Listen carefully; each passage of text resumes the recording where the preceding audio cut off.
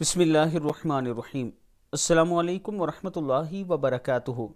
हालत बीमारी में मसनून दुआएं। हज़रत अबू हुरैरा और हज़रत अबू सईद खुदरी रज़ी अल्लाह तआला अन्हु फरमाते हैं कि रसूलुल्लाह सल्लल्लाहु अलैहि वआलिहि वसल्लम ने इरशाद फरमाया, जो शख्स ला इलाहा इल्लल्लाहु अल्लाहु अकबर कहता है तो अल्लाह ताला इसकी तस्दीक करता है और फरमाता है मेरे सिवा कोई माबूद नहीं और मैं सबसे बड़ा हूँ।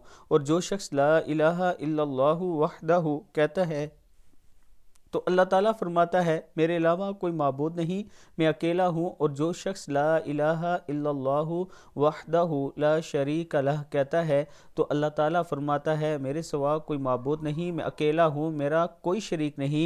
जब बंदा कहता है ला इलाहा इल्लल्लाहु लहुल मुल्कु व लहुल हम्दु तो अल्लाह ताला फरमाता है मेरे सिवा कोई माबूद नहीं, बादशाही और तारीफ़ मेरे लिए है। जब बंदा कहता है ला इलाहा इल्लल्लाहु वला हौल वला कुव्वता इल्ला बिल्लाह तो अल्लाह ताला फरमाता है मेरे अलावा कोई माबूद नहीं और गुनाह से बचने और नेकी करने की कुव्वत सिर्फ मेरी ही तरफ से है। नबी अकरम सल्लल्लाहु अलैहि वआलिहि वसल्लम फरमाया करते थे कि जो शख्स बीमारी में ये कलमात पढ़े और फिर मर जाए तो इसे आग नहीं दिखाई जाएगी, यानी इसे आग नहीं खाएगी या आग में नहीं फेंका जाएगा। तिरमिज़ी की हदीस है। अल्लाह ताला हम सबको इस पर अमल करने की तौफीक दे।